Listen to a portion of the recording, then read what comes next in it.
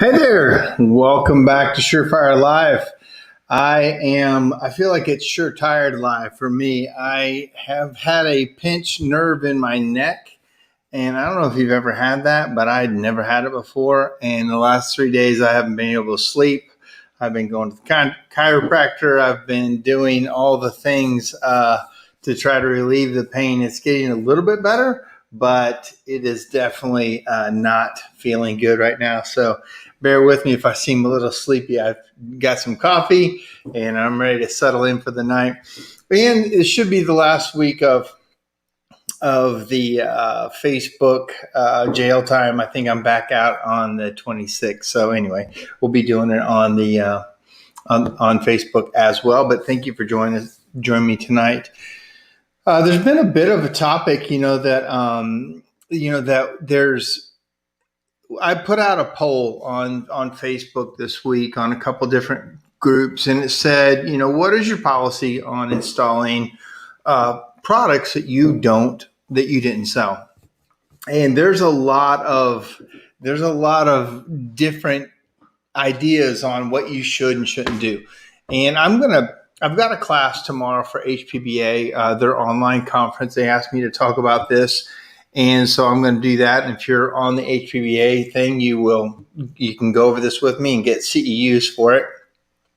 But tonight also, hey, this is a two-sided conversation. If you have questions, please comment on that. I'm watching the YouTube channel on my phone, and what's weird is it's not coming up. I see that we have a visitor, but a couple visitors, but let's talk charcoal. But for some reason it's showing on my phone that the event will start in a few minutes. I'm going to just check that real quick to see if it's showing up.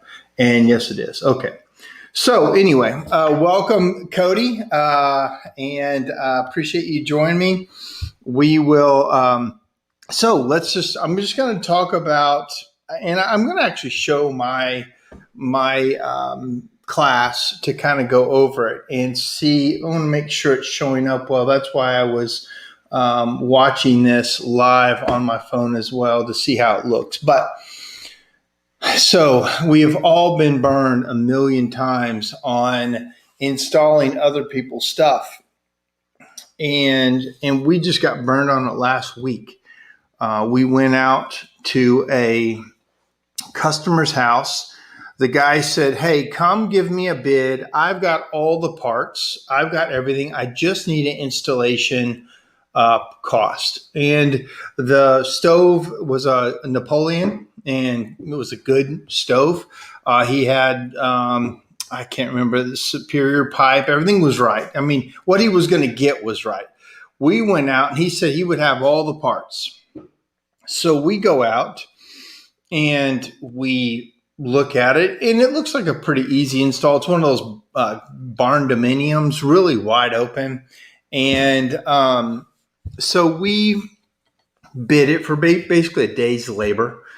And my guy did not really actually take many measurements because the guy said he'd have all the parts. Well, then a couple days later, the guy said, hey, can you tell me what all I need to buy? And my inspector said, hey, we really didn't look at it that way, but from what I could tell, here's what you're going to need. And he said, I'm going to tell you you're going to need some extra parts too. You'll probably need to return them because we're going to order some extra elbows, some 1 foot sections, 2 foot sections.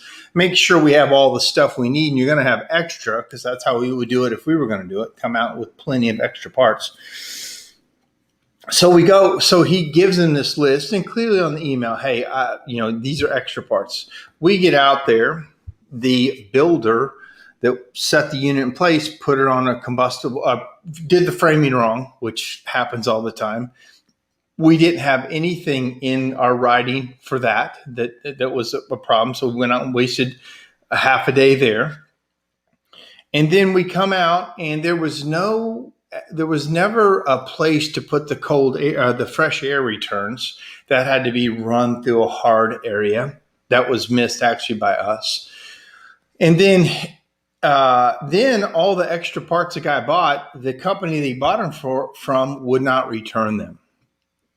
And so then he wants to blame us for having them order all these parts.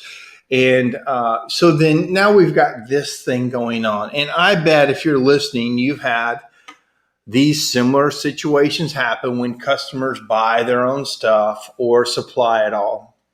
Well, that is, so a lot of people say they wash their hands of it and say, I'm not going to do it anymore. I don't want to do it. We lose money on it every time. But guess what? That is where that's not going to go away. Now, right now, everybody's busy. Everybody's super busy. You don't even have to be good in business to be busy right now. You could be the worst chimney company in the world and be super busy right now. In fact, a lot of them are, because the really good guys are so busy it's pushing it out to the guys who will do anything at any point. And so that's a problem with being too busy right now, and our industry being so small, is that we push out work to people who are unqualified and really shouldn't be doing it, but they are, because the good guys are so busy. That being said, I think that this is going to come, and I think one main thing is you don't want to do this kind of work in front of the work that you've already sold. If you're selling products, you want to do your work first, clearly. But if you have time, which a lot of people don't right now, it would go behind that work. I put this out there that, Jasper Drangler said, hey, I want to make my customers happy. So whatever it takes to make them happy, I want to make them happy. And sometimes I have to sell them extra parts. Hey, welcome, Bart. I want to read what Bart says right here. Bart says, it depends on your model. If you're looking to build service appointments which create reoccurring income, it is a strategy. Additionally, securing that customer for life can pay well over time. That was in my notes, Bart. Thank you. I completely agree that this is the part that is missed a lot, is what is the lifetime value of a customer? If it's just today and today's install, it may not be worth it. But is it worth 10 years of annual inspections and a few repairs and referrals from that job, which is thousands of dollars more? That's where a lot of people miss the value of getting to be the one to do that install. Bart also says you have to have a system in place and contract language to manage the expectations properly. Exactly.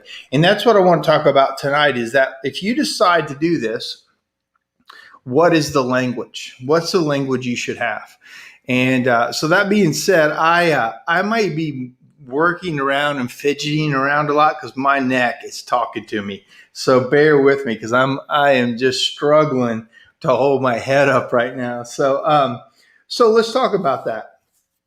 So a couple of things that let me see if this plays well. Let's see if you can see that very well I'm going to hide that. And can you see this? It says your cheese is moving. Looks like you can see it. I'm going to hit the play button on this. And I made this so that, because in the hearth industry, that's what I'm going to be talking about. The old parable, who moved my cheese? The cheese is moving on those guys, because what's happening is service industries. We in the chimney business know this, because our businesses are booming. A lot of hearth places are not necessarily booming. They're kind of trying to make do with what they have. Now they're busy, but they're not necessarily growing. And I've got some stats on that about how they're really not growing as much as, say, the chimney or service oriented businesses are. And so I'm just going to go through this. It used to be those hearth stores didn't have much competition because they owned they had the rights to the lines that they had, and they had the best lines. Well, now Woodland Direct and some of these other companies have come on and offer a lot of lines. Also, they didn't really want to do the chimney sweeping. They didn't want to do the repairs on the chimney. They would shove those all out to the chimney sweep companies. And chimney sweep companies, picked those up and did them. I did it for a very long time, for years. And they told me, hey, don't sell gas logs, and we'll give you all of our chimney and wood burning work. And that worked for a long time. I mean, really, a couple of hearth stores in town would really power 1 to 2 of my trucks, full time for a year for all the referrals. And the problem is that they helped me grow my service business, and they never grew their service department. And they told me, hey, don't get into gas logs and you'll be fine. Well, I got so many calls on gas logs. I finally told them, said, guys, I'm going to get into gas logs. And they're like, well, don't do that because we can't refer you anymore. I said, no problem. I'm going to have to do it anyway because there's such a big market. I think I can run 10 trucks on gas installs and gas appliances, and you help me power 1. Funny thing happened. We jumped into it.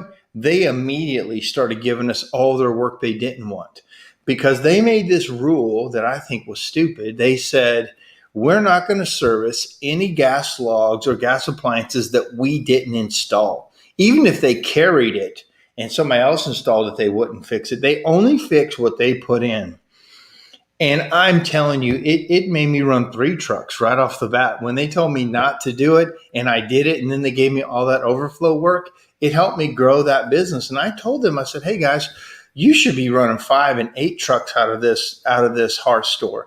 And they just did not want to get into service. I'm like, every single gas appliance that you sell should have a contract on it, should have a maintenance agreement on it that it gets taken care of every year. If you just did that alone, you would have a huge service department. But they don't want a huge service department.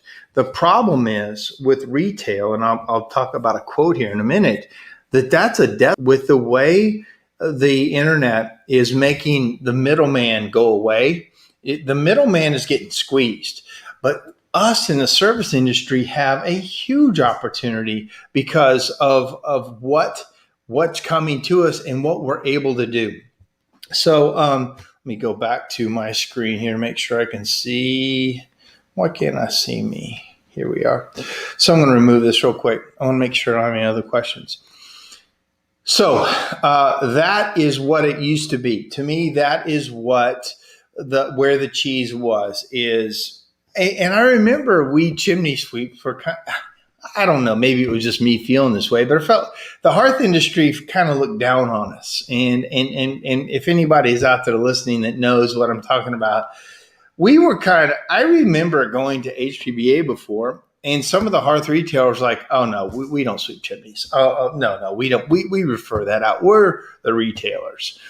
And I remember feeling, and I spoke about this several years ago at HPBA. I said, guys, you're going to miss the boat. If you have that, the boat is in service. The boat is in repairs. The boat is not going to be in retail sales of items and people coming into your stores. I said, I have 30 guys. At the time I had 20 guys going into homes, 20 trucks running with an iPad. And I said, this is my showroom. I said, we walk in there and people never knew they needed an appliance at all. They pick one from my iPad. They never came into your store. You never knew the sale happened. You never even had a chance to bid against me because I got in the house. I measured it outright. I made the connection with the customer. They believed in me. I didn't need a showroom. I said, now, don't get me wrong. There's times that a showroom is very handy and there's a certain group of customers that want that. But the most important thing is get in the house, cross the threshold, get in the door. And so you can then open up your world and how great your company is to service them versus in a showroom and never seeing the product. Today, Lee Roth, who does I think it's called Lunch with Lee or something like that, a little FaceTime Live too. And he picked up on this, this dilemma, this, question. And I commented back. I said, hey, great stuff. He had like 3 points that were kind of went along with what I was talking about too. And he said, well, let me back up. Let me just talk about what I think you should do. Number one, you should raise your prices. If they're going to have you install, let's just say it's a set of gas logs that they bought. Let's just say you charge $300 to put a set of gas logs in on just the labor part. I think you should charge a lot more if they bring their gas logs to the table. Like whatever that number is, I'm not going to talk numbers here, but a lot more for them to bring an unknown set. Number two, and everybody agreed with this when I went across and showed did the polls, no warranty on their product. And Lee talked about this today. He said, basically, if the customer buys the product, they're the one that holds a warranty.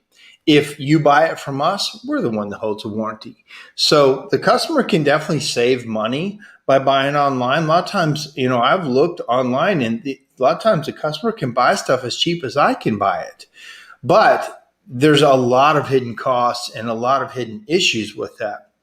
One thing I've noticed is that people that buy stuff online, a lot of times, we have a lot of stuff that's broken in shipping, but I think when people are buying from online retailers, it's handled a couple more times. I think there's more handling of the product. Therefore, they're more likely to be broken because it's gone to a 2-step or a 3-step distributor instead of right to my distributor to me and then in. It's gone to bounced around to the the Amazon warehouses or whatever warehouses on this truck, then on that truck, and then to, the delivery place and then to the homeowner. And then we got to take it out and it's broken.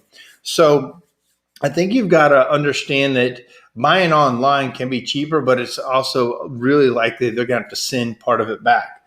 There's always missing parts in whatever they order. But also, I just made some notes.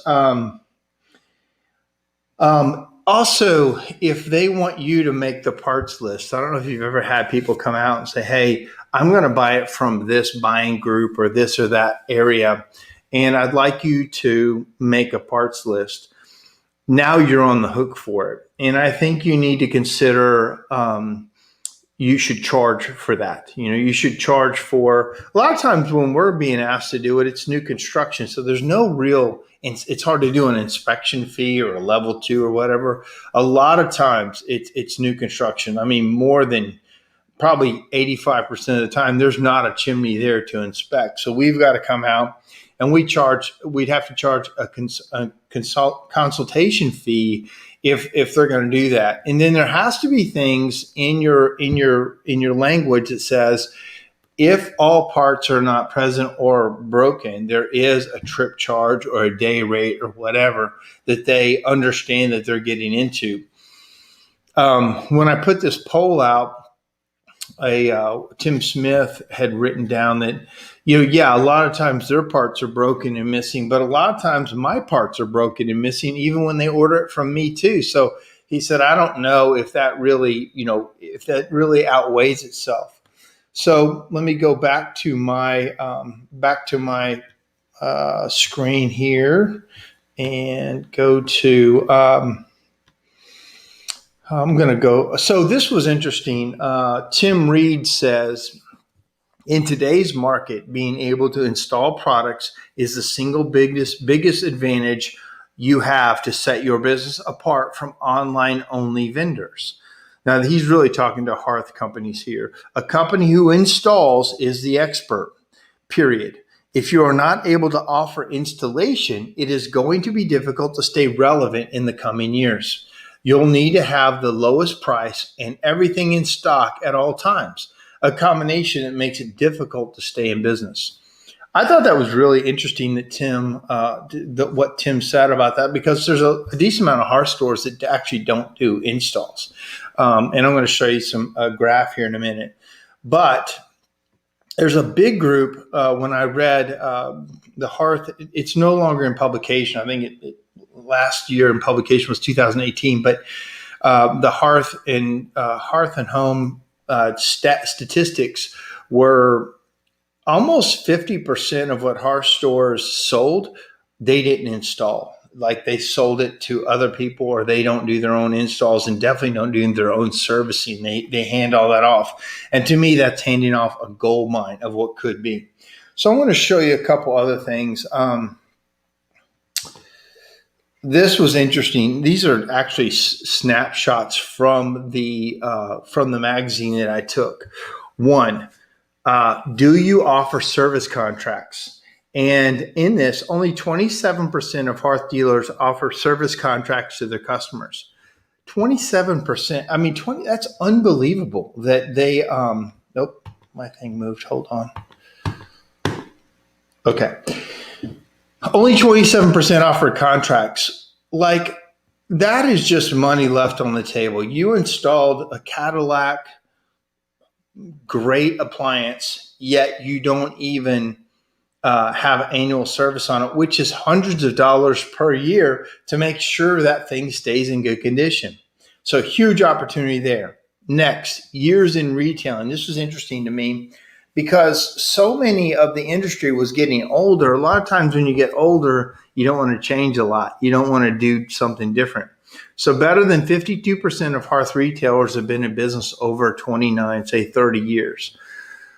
That's an aging industry that needs young blood in it. Now, you know what's happened in the chimney industry? A ton of young blood has come in, but that hasn't necessarily transferred over to the hearth retailers owners, because a lot of people don't necessarily want to own a hearth retail shop, but they do want to own a chimney business and be able to install products, but they don't necessarily want the brick and mortar. There's a lot of people out there that do have brick and mortars and they do great, but they've probably been in business for a while. Outlook on selling hearth products.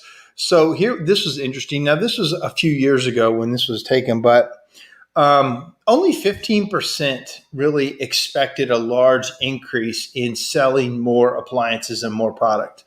And then less than 15% expected some increase.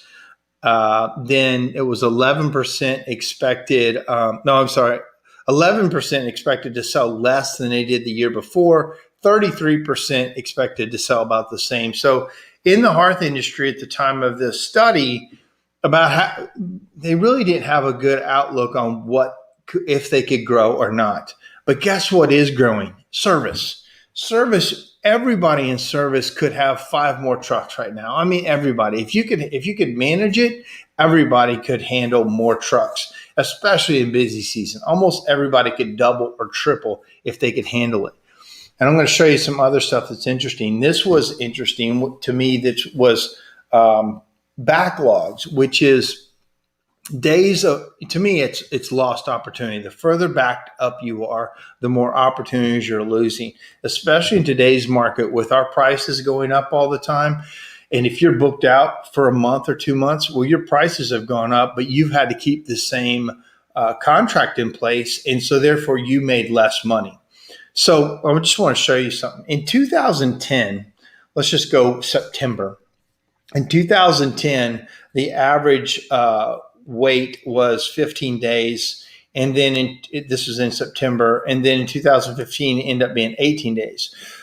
So every year, what you can really take from this is the backlog from hearth stores and even chimney sweeps has grown. They've had to push customers out further and further and further. And then this is in 2015, so it's a little bit old, but I think it's at least this long, if not longer now. In November, people had to wait 26 days for an install. And I think a lot of people watching this show would say it's longer than that now. It's 30 days to 45 days for an install. Guys, that is a gigantic opportunity for us. That is absolutely a gold mine. And can you turn that work over and get your people out there and get stuff installed? It's really about how fast can you be? How fast can your engine move? How fast can you reduce barriers to get people, out there to get things installed?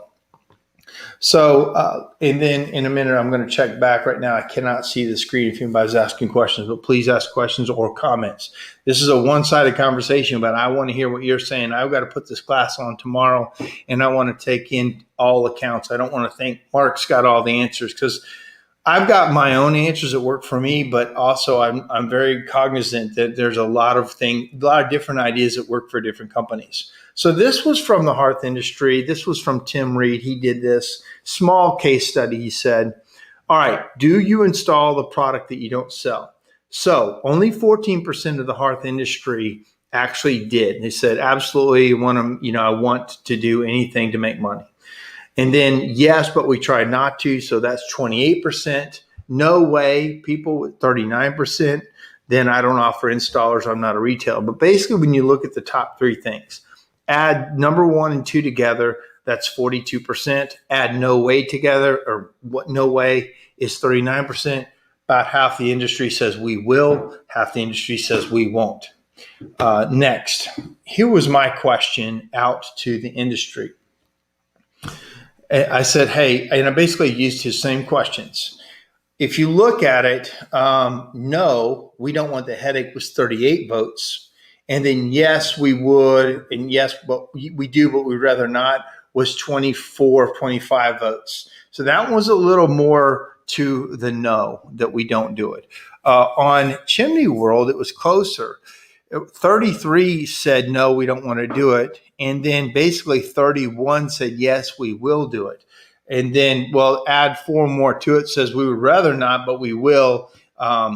We will, providing we provide part of the venting products, which I agree with.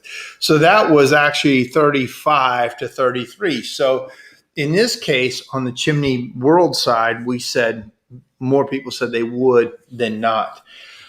So what's that mean? So here was a bunch of comments that I thought were interesting. And reason I'm doing this is I want you to build your own policies for what you want your company to do. And there's a lot of good ideas on here. And I'm going to go back through these and put our policy together. Again, I believe I will install them, but I want some better policies around why we do it. So this person said, we upcharge our usually daily rate. They must show us a parts list and pay for initial investigation and consult. Then we charge if we have to provide additional parts. I love that.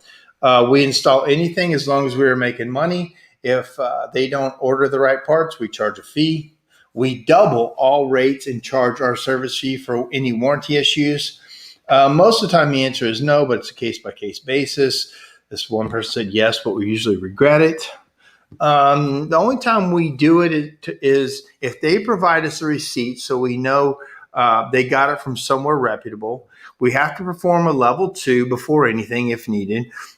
Also, 0 warranty. And if we show up and parts are missing, they get billed for our time regardless. Majority of the time, that changes their mind. They just buy it from us. I love that response. I agree with that.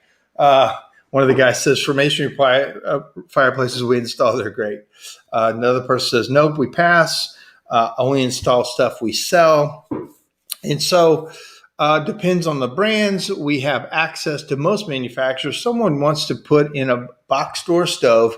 We'll do it as long as they're using our venting and the customer signs off that we have no responsibility for warranty issues or defects with products not purchased from us. If we show up and parts are missing, they get charged for a day's worth of install. Again, I agree with all that. And what he said in that was we must provide the venting. That's a thing that we do too, that they can provide the stove or the appliance, but we have to provide the venting and the installation, all of that. So 1, we can make money on it. 2, we know how the venting goes together and we can order the extra parts and not get tied up in that. So let me back up into this to make sure I've got, here we go. All right, so I got a couple more questions now. Okay, so let me hide this. Chad says, I am a not. I don't want the responsibility for a crappy product. I mean, I get it. Then Cody says, it's the problem Ray Kroc had with McDonald's. You have to maintain quality of the product you serve. Yep. And then Chad says, I'm no Ray Kroc. So, but understand this, in my opinion, this isn't going away. Right now, we're all super busy and we don't need it. But what happens when the day comes you might need it? You might need to do the work and you have a policy against it. I always I always worry about limiting beliefs of how we've always done it, kind of stuff. I'm always open to have my belief changed on how I've always done it. And if somebody provides a good argument, then I will change. I will make that change. And for me, if I look at where the industry is going, what's happening to our stores, a lot of them are closing down. There's not a lot of hearth stores opening up. I mean, every once in a while, I see a chimney company open a hearth store, which I think if you want to be in retail, that's a great thing because you already understand service. If you understand service really well and want to open up retail and want to get into that, I think you have a much better chance of being successful than the other way around, where you don't understand service. You want to retail out a bunch of products, but you don't understand how to service a customer. I think that's a death sentence in today's business world. So I think if you're a chimney guy, I personally would not do it, and I'm against retail myself. But Bart Ogden is on here, and he is a fantastic retailer. And I know there's like Doug Hatch, and there's several other chimney guys out there that are good retailers. Josh, can't think of his last name, but there's some really good retailers out here, but they understand service. That's the difference. Here from Kyle, I only install products we sell. I don't support the internet businesses. I get it. I mean, the internet businesses are not going away. They've only grown, and they are outselling everybody. So they don't really care what the chimney guys say. They're going to keep selling it, and they're going to keep having crappy installs, and they're going to keep having, handyman put stuff in. They're going to keep having the homeowner try to do it. My thought is to get in the middle of it. If they want to just go cheap, you can't handle cheap. But some people think they're saving money, and this is where you can educate them that they're actually not saving money. Here is Cody. Cody says, yes, have the potential to be fully self-sufficient. Don't suffer being landlocked as a company and need to ship everything in. Chad says, I used to do it. I didn't have a good system to prevent unnecessary callbacks for free. I haven't evolved. I love Chad's honest, man. If he's not something that's great, he will absolutely own it. He's not trying to say he's something that he's not. He's like, okay, we suck at this, but we're actually pretty good at that. But and I love that. So yeah, Josh Kelly. So Josh Kelly runs a tremendous retail and service operation. That's who I was thinking of. And I know he and his family have they run both really well, which is rare. I mean, locally, there's no big store in my area that runs a good service department. Now the big store in my area does have a couple good technicians. They've got a couple great technicians, but they won't grow the service business, so they can't really service many people. And so it's a family-owned thing, but they won't, I begged them. I said, guys, you need to have a big service company. And they just wouldn't do it. So good stuff. Yeah. So again, understanding service is the key. And if, like Kyle said, hey, I don't want to support those online box stores. I understand that. But understand it could be a limiting factor down the road. Now, right now, like I said, everybody's busy. You don't even need it. Don't worry about it. You're busy enough, especially smaller operations. It doesn't take much to be overwhelmed. When you get bigger, it's a big monster. It's a hungry monster. It needs a lot of food. And so you've got to look at more marketing, more opportunities, more ways to get through the door than if you run, say, under 5 trucks. I think for me, once you get above 10 trucks, it starts to be a hungry monster. And we're approaching like 35, 38 trucks, and you've got to open up the opportunities, and therefore it's a big ball that rolls, and you got to feed it. Kyle also says, my uncle owns a showroom and a distribution company for hearth and patios, and I run the service company. Oh, cool. Gotcha. So, yeah, that's a little different. So I don't blame him for not wanting to support the online stuff because they're in direct competition with your uncle's showroom. And, yeah, I get that totally. And it would kind of, you'd hate to take something away from your uncle or family when you can really push them to your uncle. And that makes total sense to me, Kyle. Thank you for that clarification. Let me finish my showing my program here. Thank you guys for all of the feedback. Tonight, I was going to have Mike Fazy on showing Bare Hands Pro, but I was still in Facebook jail. So I was like, I'm just going to have to come up with a new program. So I just winged it with what I'm getting ready to do tomorrow. And thank you guys for being so interactive. Let me talk about a few more things that I have on this list. What people said. Okay. Another thing. No, we do not install customer supplied products.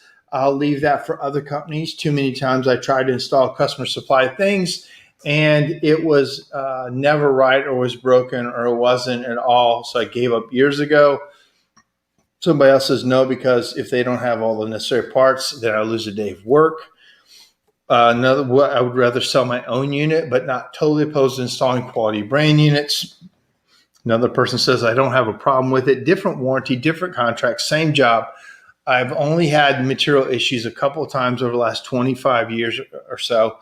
The percentage of times the customer gets the wrong or not enough parts is actually probably the same percentage of times that I've had materials I've ordered come in to me damaged. I believe that was Tim Smith.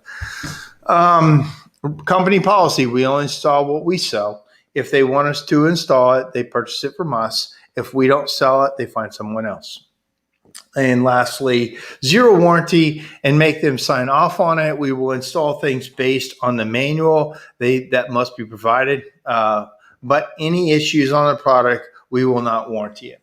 I think there's a lot of commonalities here. We all agree, charge more, charge for the inspection or the consultation, no warranty on the parts, charge more than you normally would.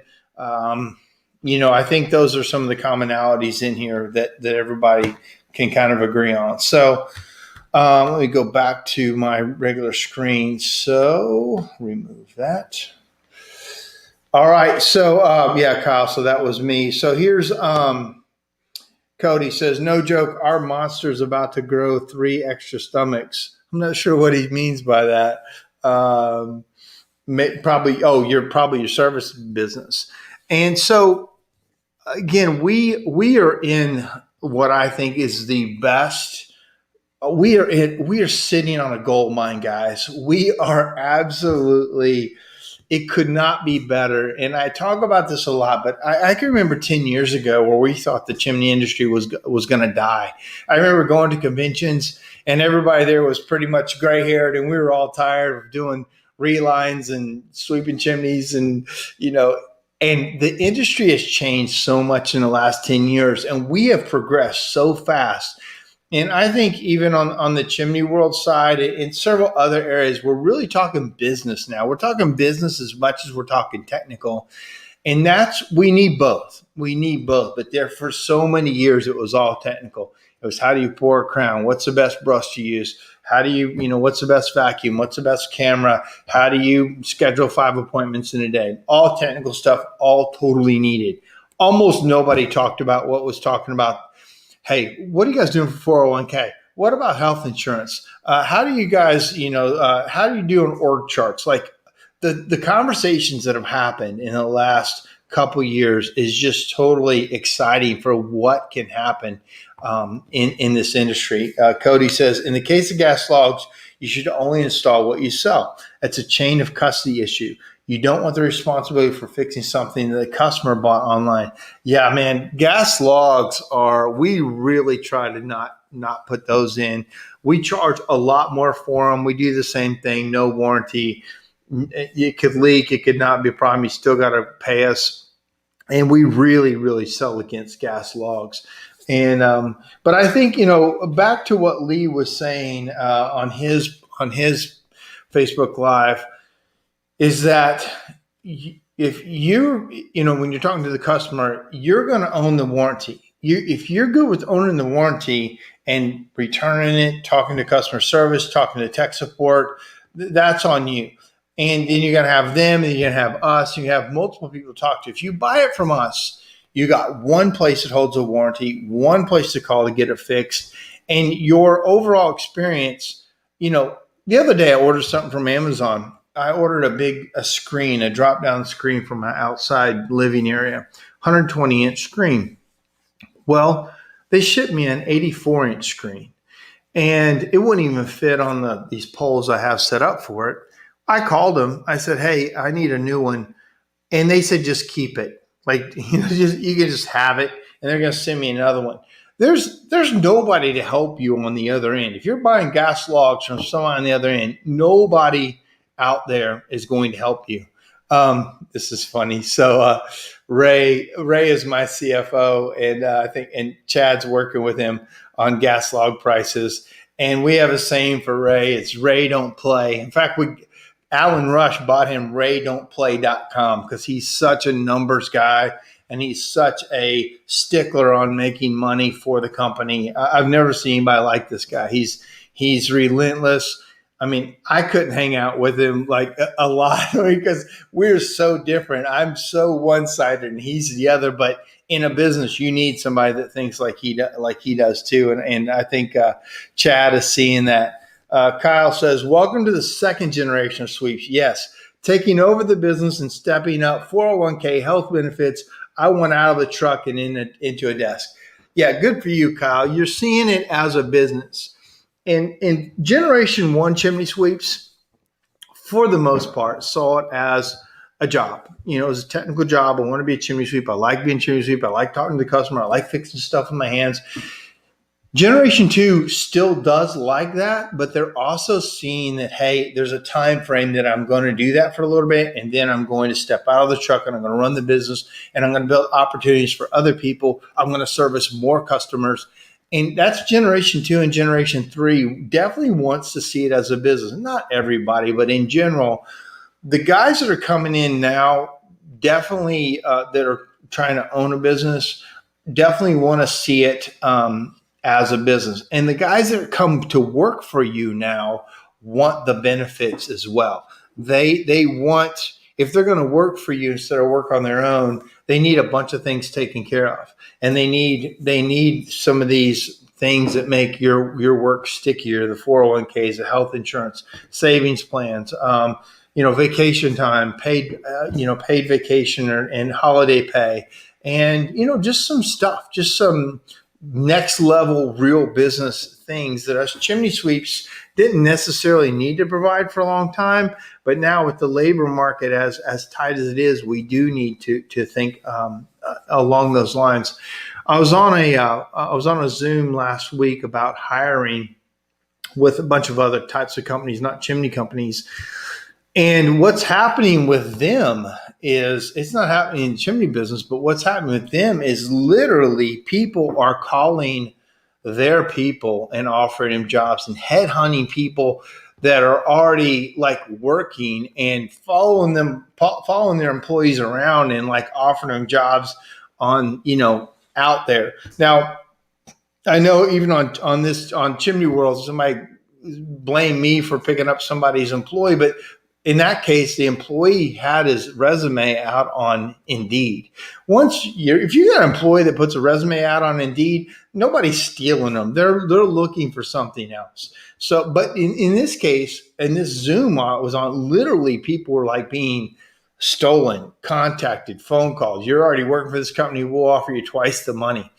And so that was really interesting. And for us in the chimney world, you need to offer a type of culture and business that people want to stay with and grow with. A couple more things from Cody. Cody says it's the little extras that really make the job opportunity stand out. 100% agree with that. Kyle says, yep, I don't want my employees to think it's just easy to start their own business. I want to give them a career, not a job. The thing that I found on that was when I was a smaller company, I had more people try to jump ship and start their own company. It's like, well, if Mark can do it and he's running out of his house, then I can do it and run out of my house and make all that money that Mark's making, which they had no idea I was just starving to death and barely making it. But then as the company grew and got bigger and bigger, a lot of people that would come in and go, yeah, I don't have 30 years to put into this like Mark did to have this. I'd rather work for Mark. He pays well. He's got a really good setup. I've got a good income, and I can go home at night and not have to worry about business. And I can have a different life than, yeah, everybody comes into work for me now, goes, oh yeah, I'd like to be sitting where Mark's sitting. But I promise you, they didn't want to be sitting where I was sitting 10 years ago, 20 years ago, 30 years ago. Nobody at all wanted to sit where I was sitting when I started this business and I was 5, 10 years into it at all. I mean, it was embarrassing. Yeah, later after 30 some years of getting my butt kicked, yeah, it looks pretty good now, but nobody wanted to change places many of those years. And I know a lot of chimney guys that are like that. Like, it looks good now, but you have no idea the time and effort put in. All right, so I am about 46 minutes in. I've pretty much run through my thought process on the on selling other people's stuff. I don't know that I've changed anybody's minds, but I want you to think that don't be closed-minded about this is my only thing. Right now, you got tons of work and you don't need the work, and I get it. You don't need to change anything. But there'll be a day comes when the phone slows down. There'll be a day comes when all of a sudden you don't have that much work. I'm not wishing on anybody, but I remember 2008 pretty clearly, and I could not make that phone ring. One of my specialties is marketing, and I could not get the phone to ring. It didn't matter what I did. I could not get the phone to ring very, very much at all at that time. And I had 17 employees at the time. I had to let them all go, and I went back out to doing all the work myself. Well, when I got out there, yeah, I could sell the work again. I sold so much work, I had to bring some more people on. But there can come a time when you need anything. That phone ringing is a blessing. I can remember us all sitting around wishing the phone would ring. We'd done all of our work. I remember looking at the schedule and there was no work for tomorrow. Like I've said it a lot, when you have months worth of work on the books, that's not good. You only really need work for tomorrow. As long as tomorrow's full, that's good. Now, in reality, you need about a week's worth of work. Now, there's some people that would say, hey, a week's worth of work, I'm dying. No, you're not. You're actually in a very good place. I would love to be 1 week out on everything. That would be fantastic. 2 weeks tops. Right now, we're about 4 weeks out on repairs, maybe 5, which I think is terrible. But and we're a lot quicker on chimney sweeps right now. We're only a few days out on that, which I really like. But don't feel that a huge backlog is a benefit. It really isn't. You're losing, especially in today's economy and today's prices going up, you're losing money every week that you've got stuff on the books. So so here's Bart saying, hey, think ahead, plan now to fill your future funnel.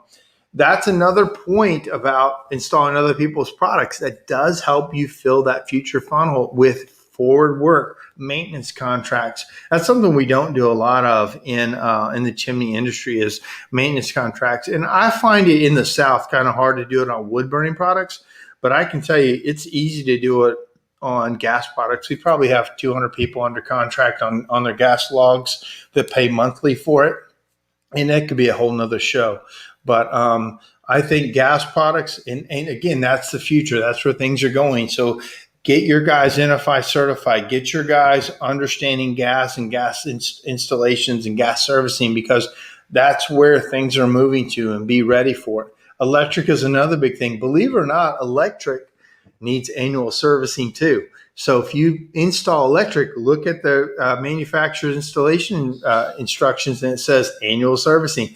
It's simple. It's literally like, vacuuming out a few things and testing a few things. But electric is coming. It's looking really good. Be lined up to put electric in, swap electric out, new faces, do all the things needed for electric.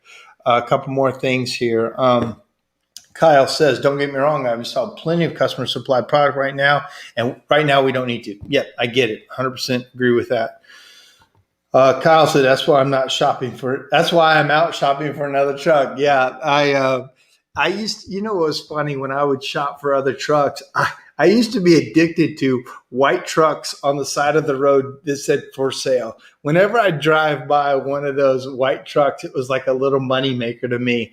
And for a long time, I had like a $5,000.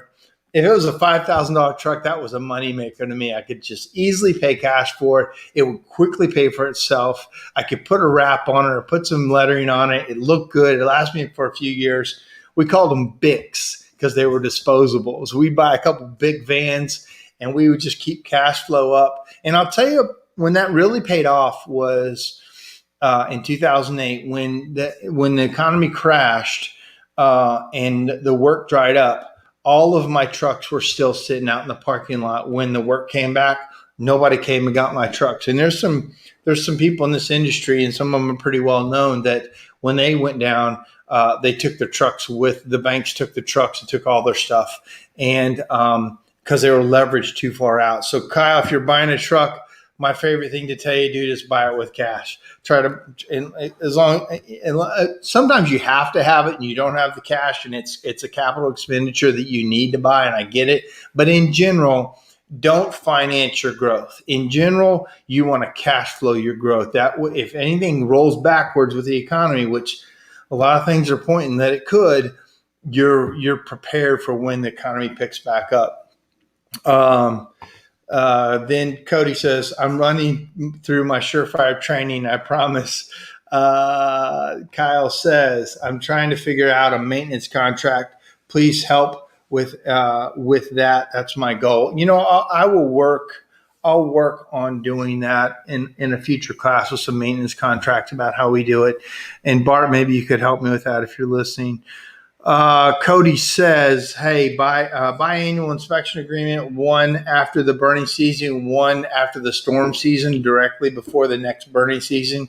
I understand that. Another thing I'm thinking about doing too is selling the warranties as a package. So basically right now we warranty our stuff for so many years, depending on what it is. But I'm really thinking about everything has a 1-year warranty on it. And then if you want a longer warranty, it's X amount of dollars, probably a percentage of the total. So maybe like 10% of the total. So if it's a $5,000, and again, I'm spitballing right now. I don't have this worked out at all, but I'm just telling you what I'm thinking about is, if you want, because the reason I'm thinking about it is because we got an HVAC company too, and it's a pretty new service. And I've noticed that in HVAC, they sell the warranty for the unit separately. So from the manufacturer, it comes with a 90-day labor warranty and 1 year on this, 5 years on this, 10 years on this, but nothing includes labor. But if the customer wants the labor too, they buy the warranty up front and they pay X amount of dollars, $200, $500, $1,000 for the warranty that covers from 5 years or 10 years, and they sell that warranty separate. And I think that's really interesting that I'm going to try to work that out along with our maintenance contracts, that you buy the warranty as a separate item if you want that. Some people don't want a warranty at all. They're selling the house. They don't care about the warranty at all. And so there's an interesting fact about us holding the warranty, and should we be paid for it, and how does that work? So Kyle says, hey, I buy all my trucks with cash. Good for you, buddy. And then Cody says that the Best Buy style extended warranty offered at checkout. Exactly. That's what I'm talking about. I think that's a big deal for chimneys. I think that could be a gold mine for us. I mean, you could pay your salesman or your chimney sweeps extra, a spiff on selling the warranty contract. And then you're not held so tightly if the customers don't buy it and they want you to warranty it forever and they didn't buy it. Well, you had the chance to buy the warranty. Again, I'm just talking out loud. I don't have it totally worked out, but I do know that it's happening quite a bit in other industries, and we should pick up on that in chimneys. Kyle says, yeah, I come from HVAC, and that's where I have a lot of good sales ideas from my dad. Thought I was crazy. Yeah. Bart says, then we could set robocalls. I've been trying to reach you about your fireplace warranty. Oh, Bart, I need to get you on this show, man. You run such a great business. I want to get you on here. And so, that's exactly, but just food for thought, I think, again, our industry is growing up. It's growing up in front of our eyes, right in front of us. This whole thing is going up to another level. And, Mike Fazy is going to be on next week. He's going to show you another level of inspections.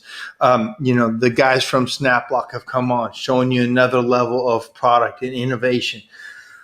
Chad's coming on with another level of coaching. We're trying to do more with SureFire, with the online training, and offering more and more training like this to, just to be better, to always be going up. As long as this industry is going up, we're all in a good place. If it ever starts to sink, that's when we got to look at ourselves again. Kyle says, warranties, maintenance contracts, spiffs all day. That's what I'm going to get Chad to help me with in my coaching. Yeah. I think, again, there's something there. And Chad said thanks. So guys, it's going to be my time. My neck is cranking on me. I can't wait to lay down and take my muscle relaxers that they gave me today so I can finally sleep. I haven't slept in 3 nights. So thank you guys for bearing with me. Next week, we will be on with Mike Fazy. Mike doesn't want to do the talking. It's his developer, I believe. Hopefully Mike will be in the background. He's not a big talker, but that guy's a doer. And so he'll be on. We're going to talk about Bare Hands Pro, which is a really innovative new inspection platform. I really don't know that much about it. I know when he was working on it, and Chad's told me it's fantastic, and I think Chad helped him with some of the early on, kind of the demos of it. And I think it's really going to be a good thing. Chad said he's working on Mike, and thank you, Cody, saying that's my favorite show every week. I really appreciate that. All right, guys, that's our time. Come see us next week. You guys have a good week out there. We'll talk to you later.